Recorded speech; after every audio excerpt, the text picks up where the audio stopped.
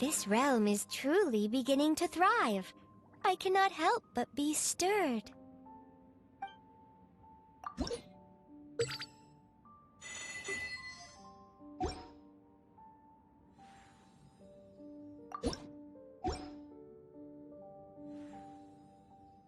If you ever have any questions about the realm within,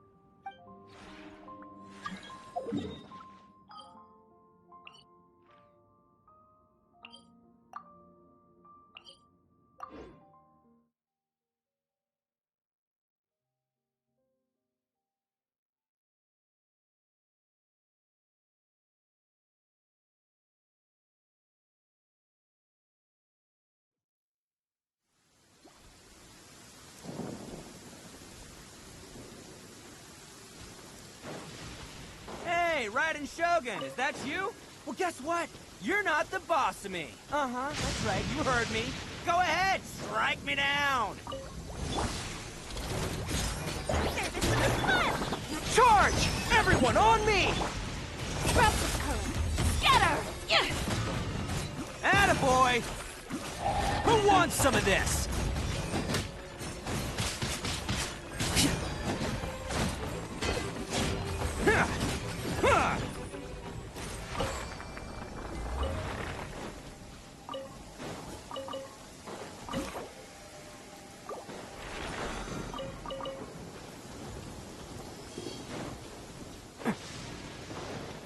Can't catch me.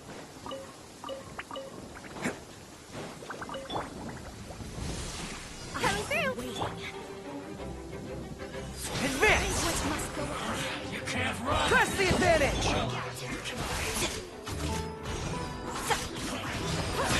Get! Delicate as silk. Let's roll! Oh, coming through! Can't catch me!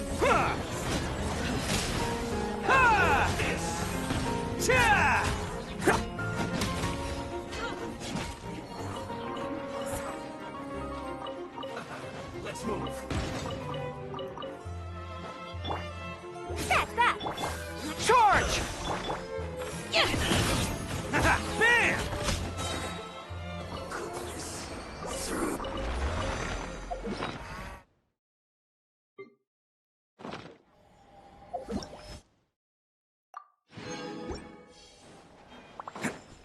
Can't catch me.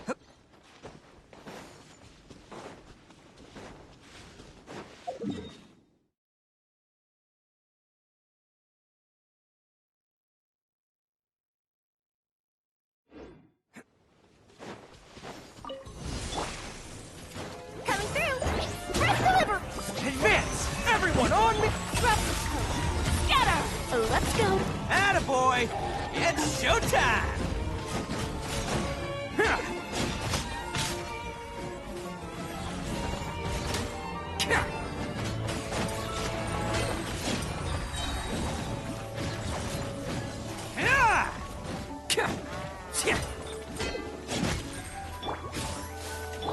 Charge!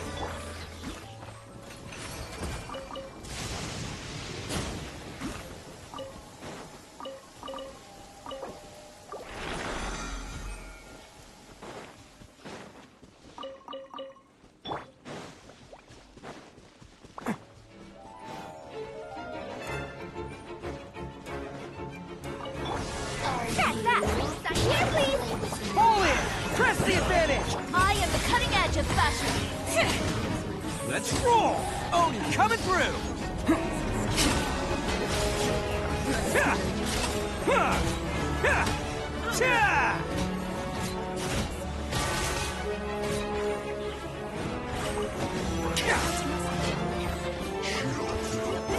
Can't catch me!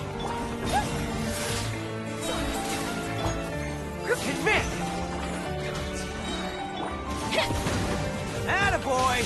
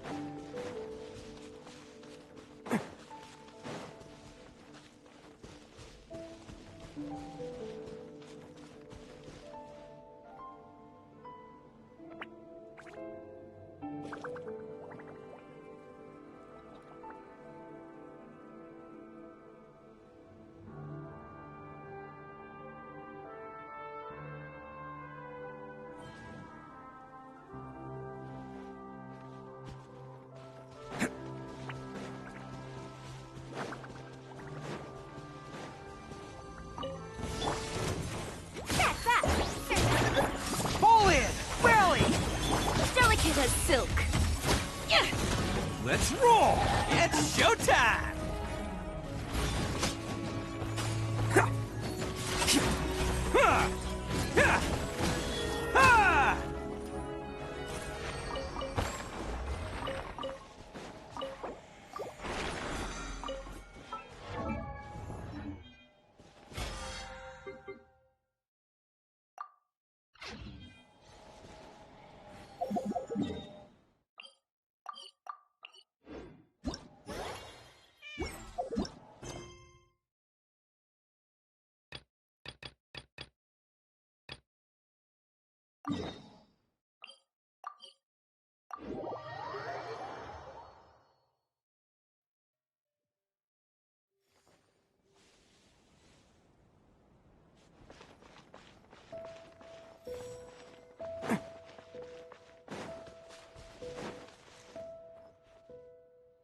Lynette, you're, not at rehearsal?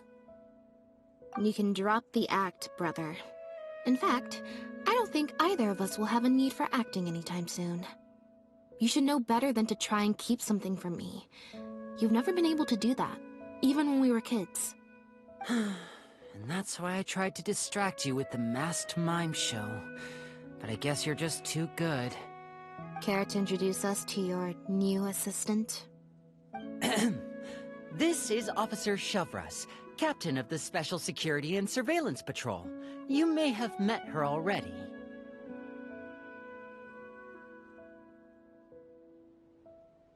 Nice to see you. I should clarify something. Mr. Linney's here at my invitation, not the other way around. To borrow your expression, Miss Lynette, I suppose that would make him my assistant more than anything. We've brought on Mr. Linney as a consultant in the past. He was instrumental in helping us crack a case involving a perpetrator who used magic tricks to commit crimes. I was hoping he'd be able to provide some valuable insight this time around as well.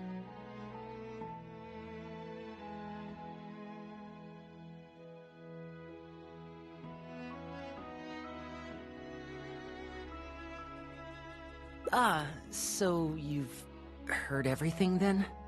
That's exactly why we're here.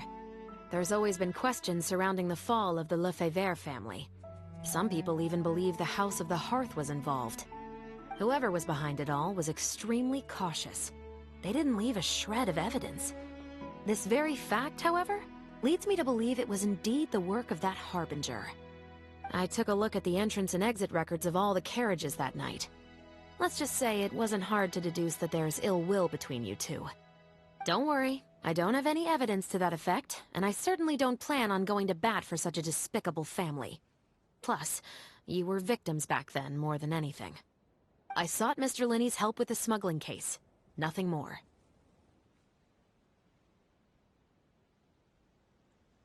The way I look at it, it's a collaboration between us as people, not the organizations we represent. Besides, by working together, we can expose the truth as quickly as possible. You can hardly say that's at odds with the justice my organization strives for. Not at all. I was planning to invite you from the very beginning, Miss Lynette.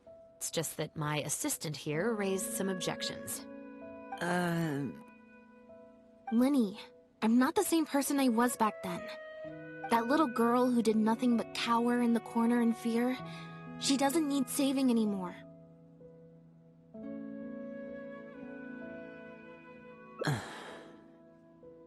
I'm sorry, Lynette. You're right. I let my concerns get the better of me. Oh, and the next time you want to distract me, you should try a different approach.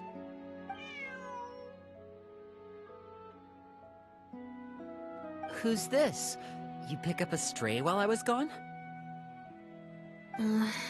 It's a bit complicated. I'll explain later. Anyway, her name's Bonnie. Well, if there are no objections, then I suppose the only thing left to say is... Lynette, Traveler, welcome to the team. It appears the Lefebvre family was very particular in their use of insignias and emblems. The family would use different emblems to mark differences in status, blood relation, and the like.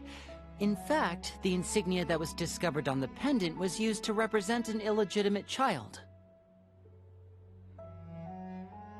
It's highly likely. That very status might have been what allowed him to emerge from the fall of his family relatively unscathed. It would also explain why he was able to assume a new identity as a researcher with relative ease. We discovered something interesting, though. After talking to some of his co-workers, it appears he pretty much works at the Institute in name only. He's practically been cast out. Apparently, Pierre was once addicted to synth. He tried to use the resources at the Institute to create a substance with a similar effect. He claimed it was just for research purposes, but the Institute revoked his access to the relevant materials regardless. He was placed on disciplinary leave, pending a thorough investigation of his actions. But it seems the Institute ran into some trouble along the way. Could have been a lack of personnel or a timing issue. In any case, they had to table their formal investigation into Pierre.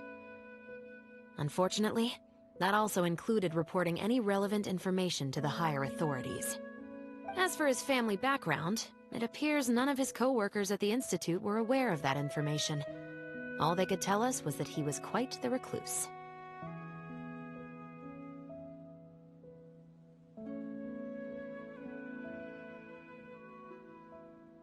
Other than the pendant, we didn't find anything else of note at his residence in Poisson. Based on the samples of imitation synth we've been able to analyze, it appears the substance leaves behind strong traces wherever it's produced or stored. Those traces might not be obvious to the casual observer, but they're not something our guard poodles would miss. Pierre's home, though, came up completely clean. We didn't find any records indicating possible involvement in overseas transactions either. So, the Marechaussee Phantom didn't view him as a major suspect at first. Maybe he had a separate, dedicated area where he made the imitation synth. Well, his neighbors did say he was often gone for long stretches of time. You would think with him out and about so much, people would have spotted him around Poisson, but residents said they barely ever saw him in town. If his reclusive nature was just a matter of keeping a low profile, I guess it would make sense for him to have a secret base to carry out his business. After he disappeared, the guards conducted a thorough search of Poisson, but they didn't come across any suspicious locations. Poisson.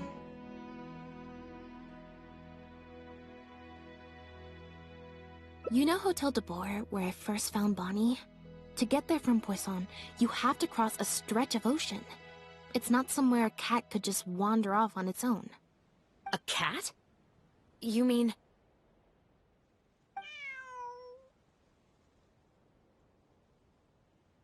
Bonnie is Pierre's cat. Oh, that's right!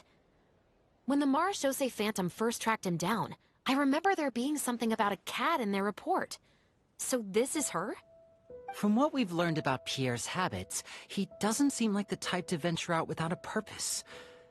So what you're saying, Lynette, is that Bonnie couldn't have gone missing in Poisson. If that's true, then...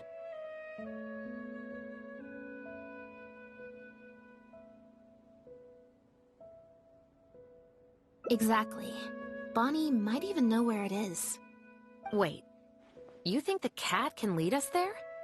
But she's not trained like one of our guard poodles. How is she supposed to understand what we want her to do?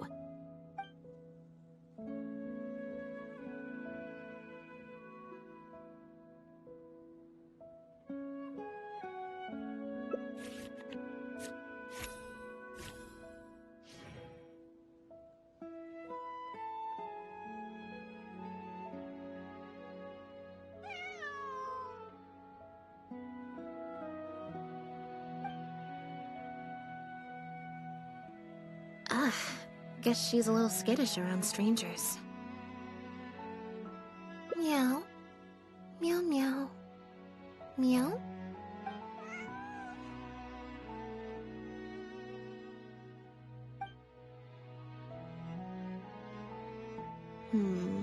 Near the coast, the beach, and beneath the cliffs. The place we're looking for is most likely north of the Court of Fontaine. Well, I've certainly never taken a witness statement like this before. Well, if it works out, maybe it's something worth getting used to. Cats and humans are actually pretty alike. When it comes to communication, most of what we want to convey can be accomplished through body language alone. But humans tend to rely too much on speech to ever take advantage of that fact. Of course, body language has its limitations. You're not going to be able to get across anything too complicated. The important thing is that we now have a lead. Let's try and find a place that matches the clues Bonnie gave us.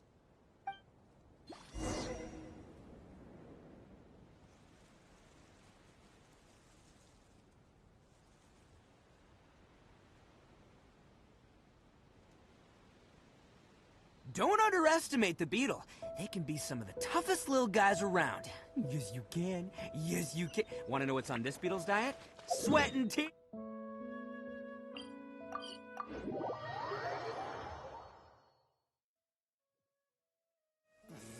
Real men don't carry umbrellas.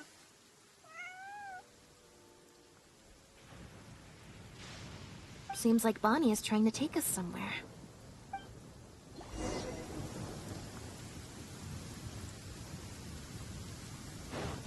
Can't catch me.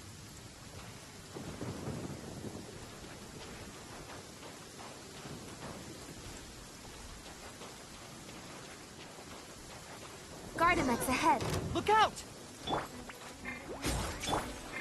Charge! Attaboy! Who wants some of this?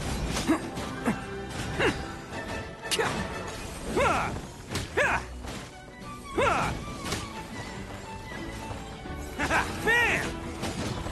Coming through!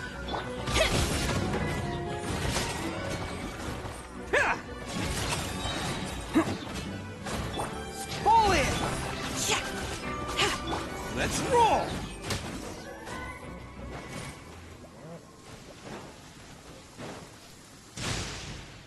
Wow, Lynette, you found this place so easily. If I thought there was any chance you'd say yes, I'd recruit you into the Special Patrol here and now. No questions asked. Sounds familiar. I pretty much receive letters daily from people trying to poach her from me.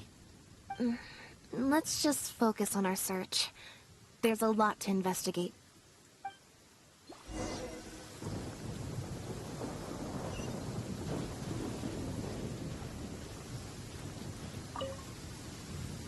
Aha! Just as we thought. This is where the imitation synth was being made.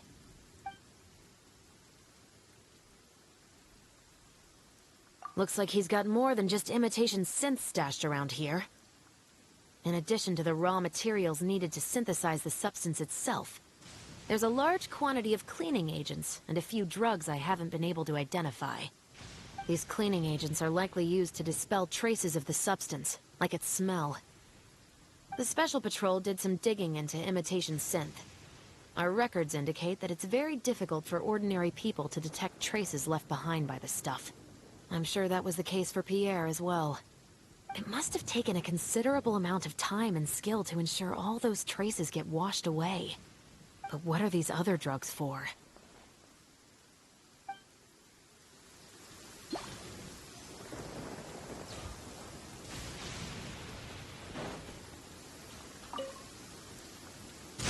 When the Marechaussee Phantom searched Pierre's house, there was no sign of these barrels, right?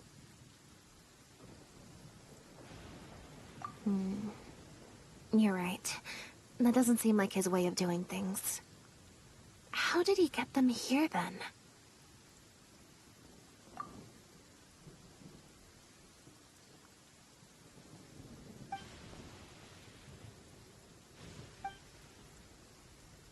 Only the lower halves of the barrels appear to have been submerged in water.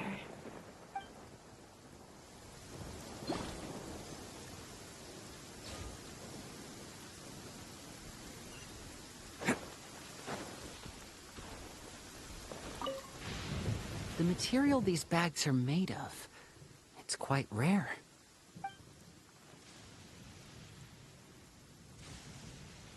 It's the very same, actually.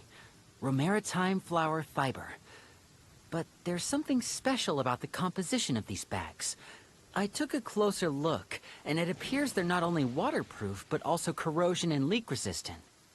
Even the strings look specially designed to keep the bags closed nice and tight. I came across some bags made of the same material just now, but they were much smaller and thinner. From the look of them, they seemed far less durable as well.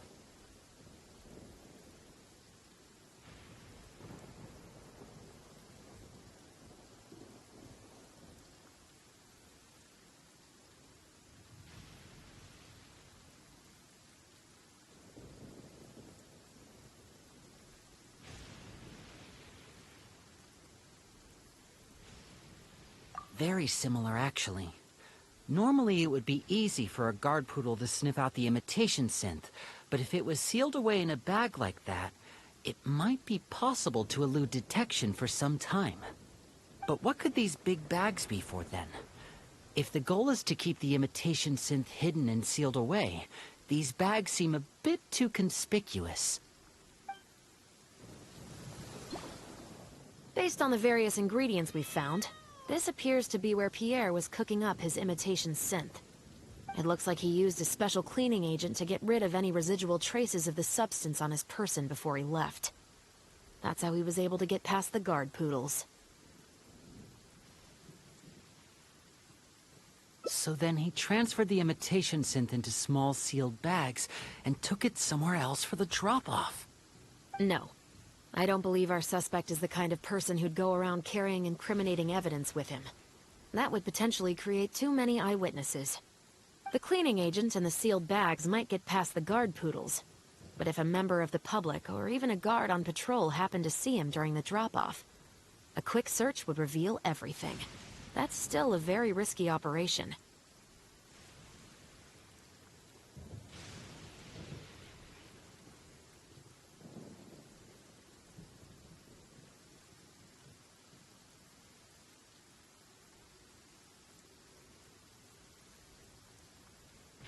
The barrels we found were wet around the base, but the top half was dry. As if they'd been standing upright in the water.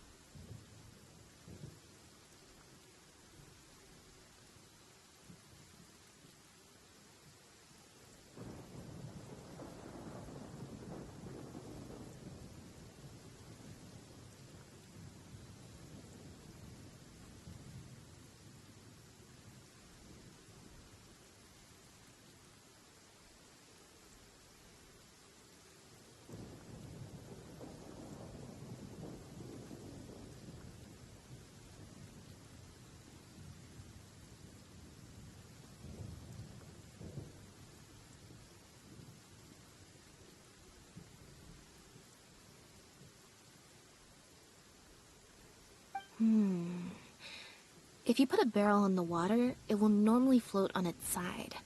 Unless it's heavily loaded, in which case it'll sink.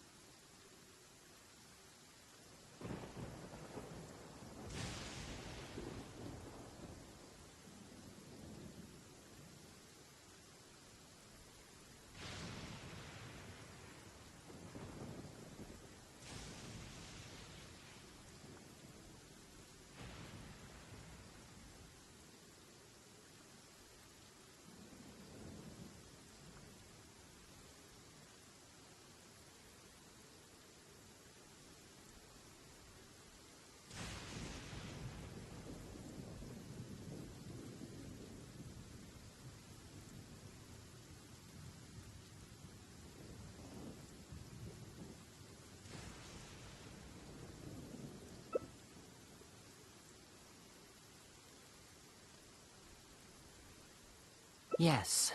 With flotation rings around the body of the barrels, they'd stay upright in the water. And then he could afford to load them more fully. You think he used floating barrels? I suppose if he acted at night, when there are very few other boats around and visibility is low, it's a valid theory. We can't rule it out. But then, wouldn't the barrels be carried off by the waves or the currents? How would the person doing the pickup know where to look?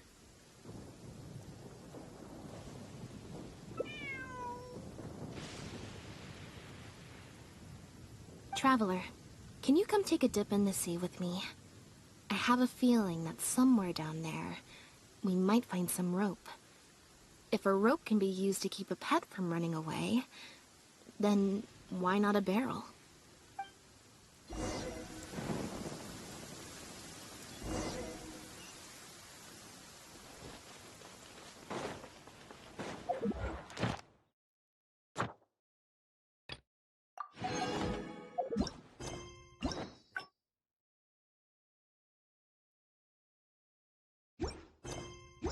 Sky's clear and the sun is shining. Time to get the Onikabuto out for some training.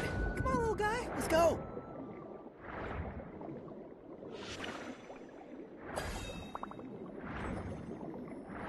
This isn't the place. The wreckage of a small boat? This isn't the place.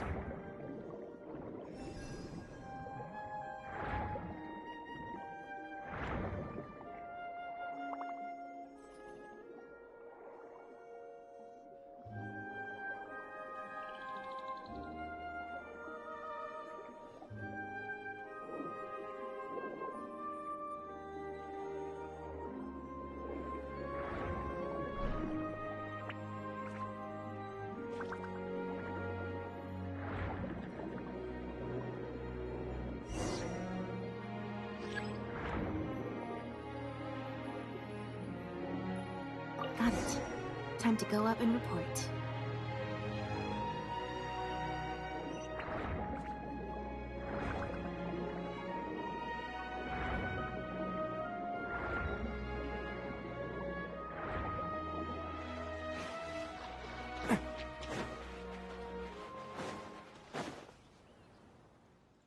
As expected, we found a few pieces of rope and some anchoring stones underwater. If you attach them to a floating barrel, it would look like this. With this anchoring system, it would be possible to use floating barrels for the drop-off. You would just need to drop them in the water at the agreed-upon location. We also came across the wreckage of a small boat. It must have been left out on the water and capsized due to the force of the wind and waves. Its small size, however, would have made it perfect for staying undetected. Let's talk this through. Based on the evidence we've collected, it seems like Pierre would row a small boat out to the agreed-upon transfer point, drop off the barrels, leave, and then row back and retrieve them after the transfer was complete. It could be that he was trying to avoid meeting up with his associate face-to-face. As one of the sole survivors of the Lefebvre family, maybe he was just used to that sort of elusive lifestyle. It seems like Pierre deliberately chose the floating barrel method so that the goods could be dropped off and picked up at separate times. That way, the two parties wouldn't have to meet each other. Well, if that's the case, they must not have a very close working relationship. Let's not jump to any conclusions just yet. Assumptions can be detrimental to solving a case. It's possible they were just trying to keep a low profile. Two boats sailing to the same location at once could be too conspicuous. The most important thing is that we can now confirm Pierre wasn't acting alone. The floating barrel drop-off system is proof enough of that. Let's say for now that he was only in charge of producing the imitation synth. That would mean there has to be at least one other person involved in the operation, likely in charge of transporting the goods across the border.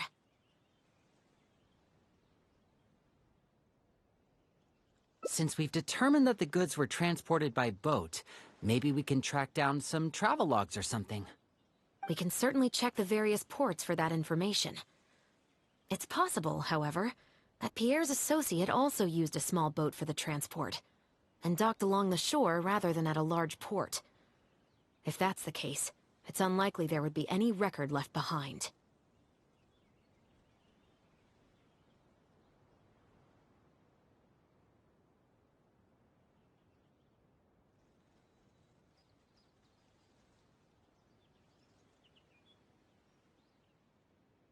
Absolutely. Before Pierre disappeared, we made sure to investigate all sorts of outward-bound vessels. We also had port authorities keep a lookout for anything suspicious. Unfortunately, we were never able to find out how they managed to get the imitation synth across the border.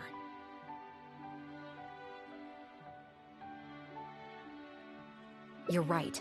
Whatever vessel was used for the pickup, the person responsible for smuggling the substance out of Fontaine would have had to use a larger vessel for the actual transport. That's the only way they would be able to smuggle on a large enough scale to make a profit. They must have found a way to disguise the imitation synth to clear port inspections.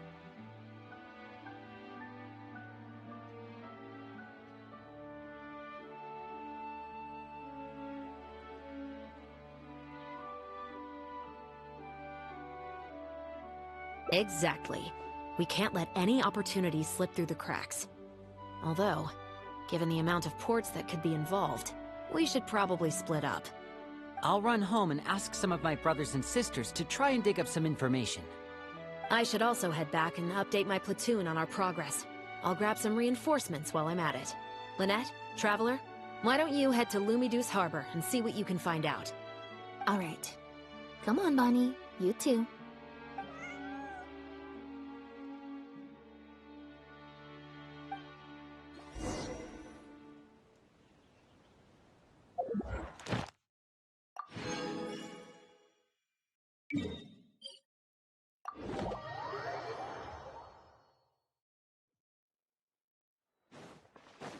Add Ash. Thank you for